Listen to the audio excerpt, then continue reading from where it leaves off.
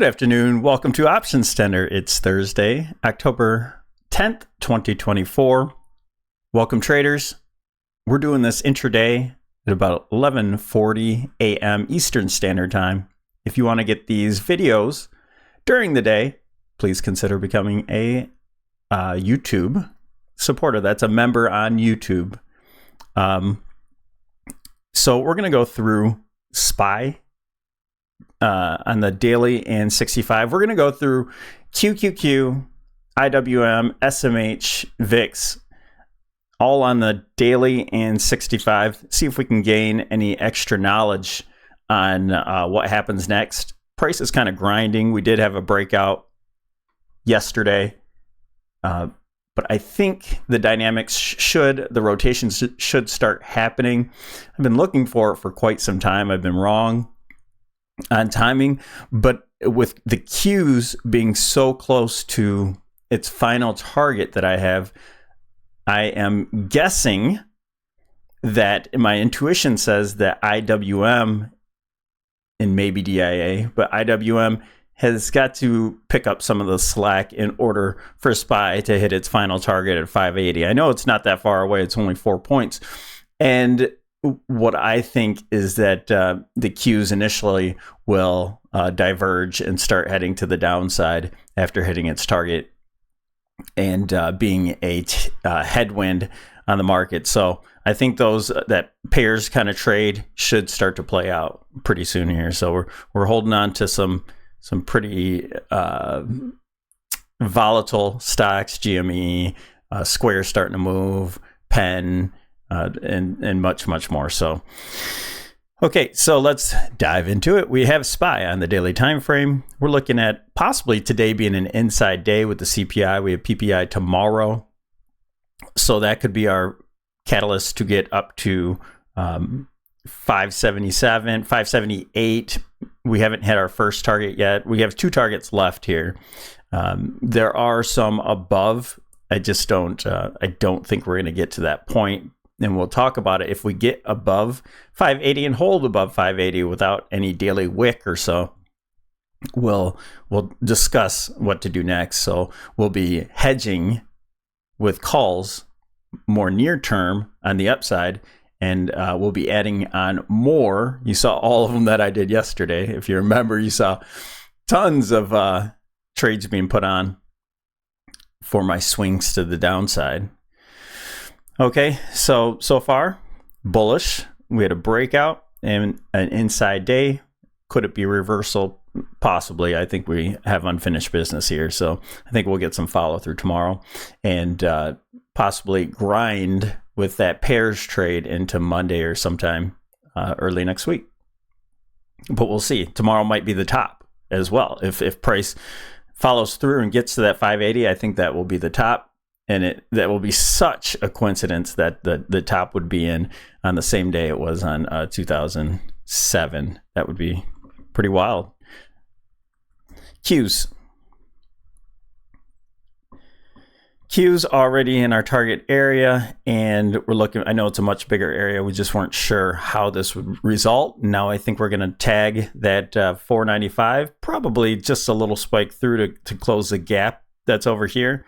I know you can't see that candle. Sorry. It's still an inside day, but we might reach that still. Today, we might have a candle that reaches up to 495, and we'll add on to our shorter.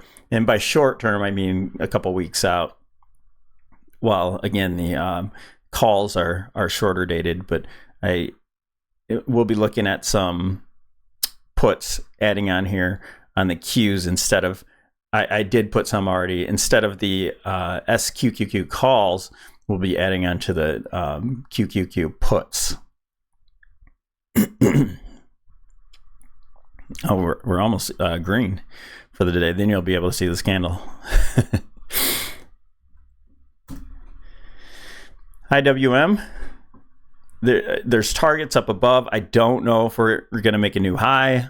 I'm not sure where this is going to go.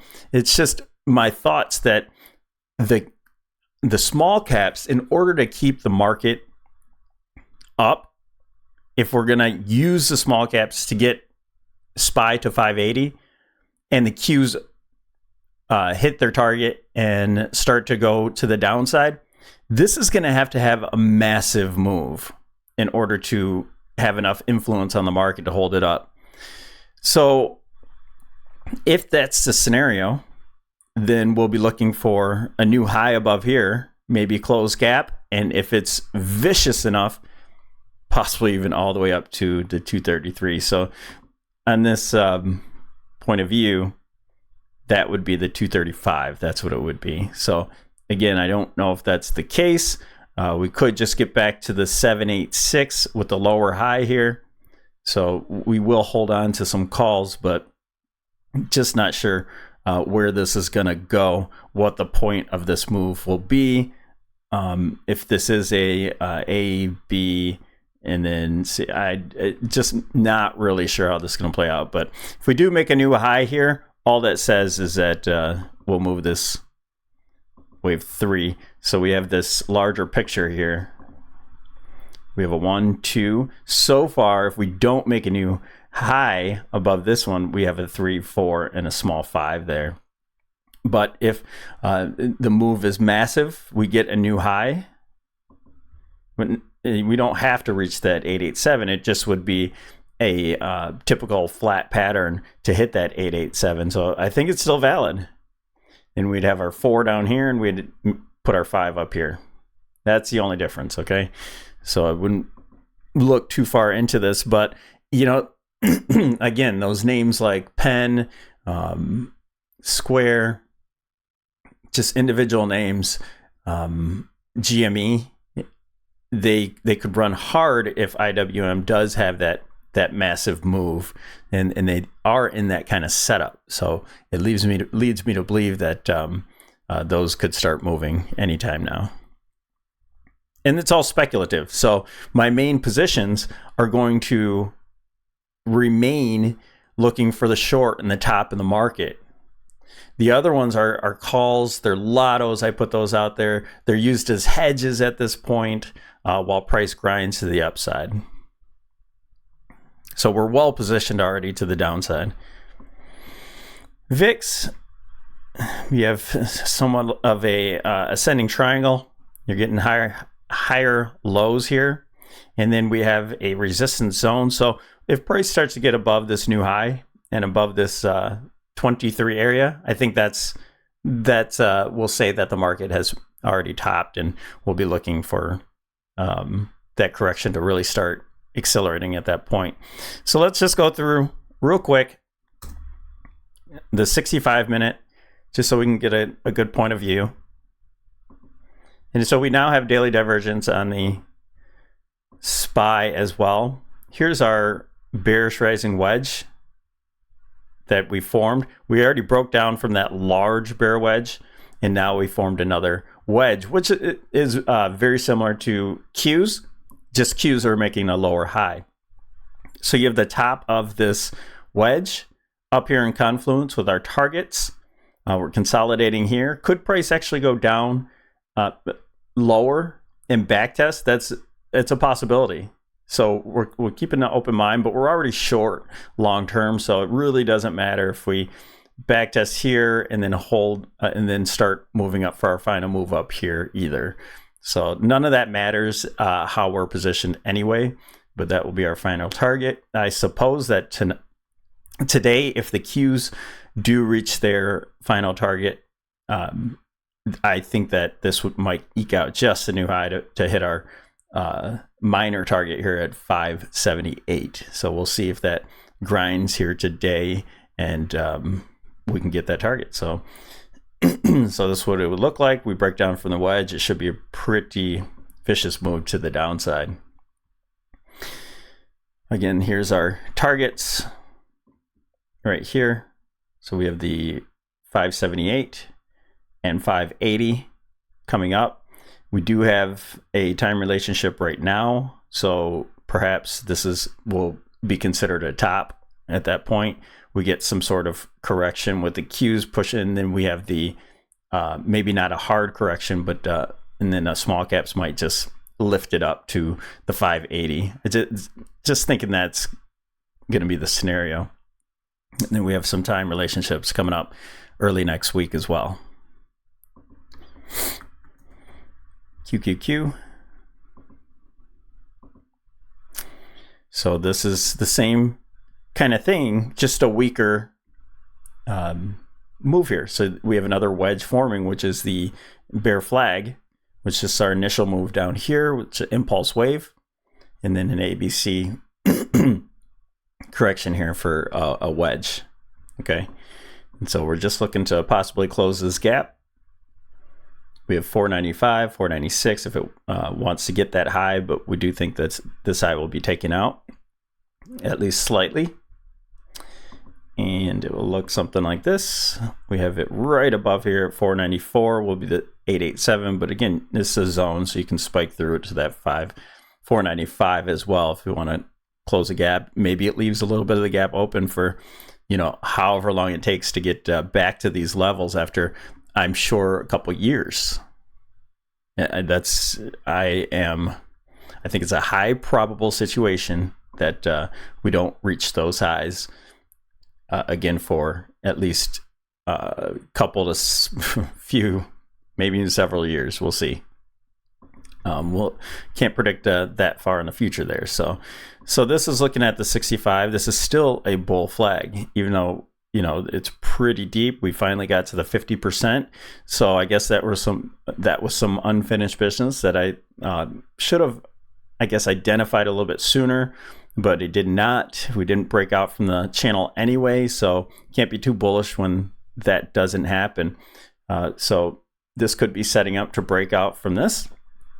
Now, 3 scenarios clearly can happen here. We could be looking for, see, we got to the 50% of this move. So that's why we're having a reaction off of there.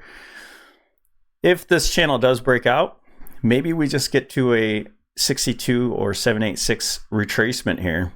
And this would be considered a leading diagonal. And if everything's already hit its target, if 580s hit in SPY, maybe that's it. And this is a 1-2 setup to go lower. Actually, it'd be a 1-2-1-2. If we do start to break these highs, you know, again, a possibility that we don't get that new high, that'd be a second scenario. And then if it's just a vicious move to the upside, then we have those targets much higher that we're talking about. SMH. Again, that bear flag, even just a little bit weaker, but very similar to the Qs, just not as deep of retracement. So same thing. We have a impulse wave and a bear flag forming. So we could eke out a new high here. Same thing as the Qs. And this should be the leader to the downside. So I suppose if we get a new high here today, this could even react and start moving lower as of today. We'll see how that goes, how that looks. But I suppose we should hit this options expected move 265.65, and that would give us that new high there. And we're already satisfied for all of these moves. So this is 62% retracement.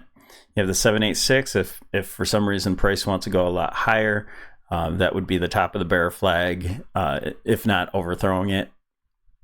So that's a possibility. I'm not sure that's really going to happen, but just leaving an open mind. So we're pretty darn bearish coming up here. And the VIX.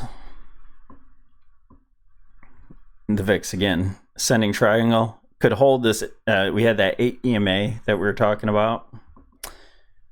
But we had this inverse head and shoulder that we talked about the last, I think, couple videos ago. We could close this gap and maybe even back test this inverse head and shoulder, and then I think this will really start to take off. So I'd be weary on shorting the VIX. I'd be looking for longs on the VIX coming up here soon. All right, that's the maintenance. We'll go with that. We should get our reversal tomorrow, early next week. Whenever the market tells us, it should be pretty obvious. Okay. Thanks for joining us here at Options Center. We'll talk to you in the next video.